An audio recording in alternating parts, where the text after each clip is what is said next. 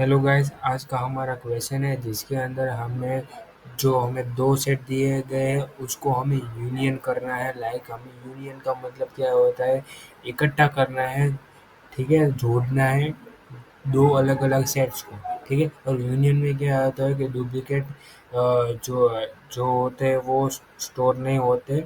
ठीक है, unique value store होती है यूनियन में। ठीक है, तो डुप्लीकेट वैल्यू यहाँ पे अवॉइड हो जाएगी। और यहाँ पे मैंने सेट में डुप्लीकेट वैल्यू डाली है जिससे आपको पता चल सके। तो चलिए हम स्टार्ट करके देखते हैं। ठीक है, तो सबसे पहले मैंने आयोस्टम करके इनपुट आउटपुट स्टैंडर्ड लाइब्रेरी को यहाँ पे इंक्लूड कर दिया है।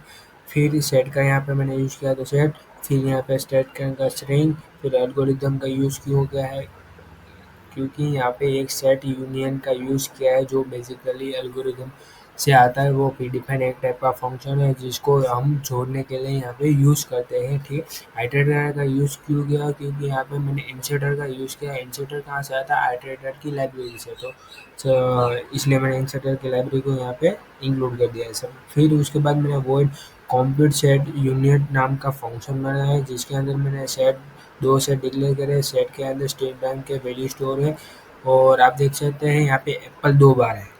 ठीक है, यूनियन में यूनिक की स्टोर होते हैं तो एप्पल एक ही बार आएगा। ठीक है, फिर यहाँ पे बनाना भी एक बार आएगा। ठीक है, तो आप रिजल्ट में देखेंगे तो आगे जाके मैं कोड रन करूँगा तो आप देख सकते हैं। ठीक है, फिर मैंने एक सेट तीसरा जो डिक्लेयर किया है वो रिजल्ट स्टोर करता है जिसके अंदर मैं यूनियन स्टोर करूँगा दो सेट को जोड़ के। ठीक है, यहाँ पे एक सेट यूनियन नाम का फंक्शन बना है। ये क्या काम करता है कि सेट वन से स्टार्टिंग से लेके एंड तक पूरा इटरेट करेगा। सेट टू स्टार्टिंग से लेके एंड तक पूरा इटरेट करेगा और इंसर्टर क्या करेगा, जो रिजल्ट है जो खाली हमने सेट डिक्लेयर किया है उसको स्टार्टिंग से लेके वो बढ़ता जाएगा, उसके अंदर यूनियन करता जाएगा। ठीक है, उसमें वो सेट को मर्ज करके फिर डुप्लीकेट अवॉइड करके उसमें वैल्यू इंसर्ट करता जाएगा स्टार्टिंग से। ठीक है, तो यही इसका काम है।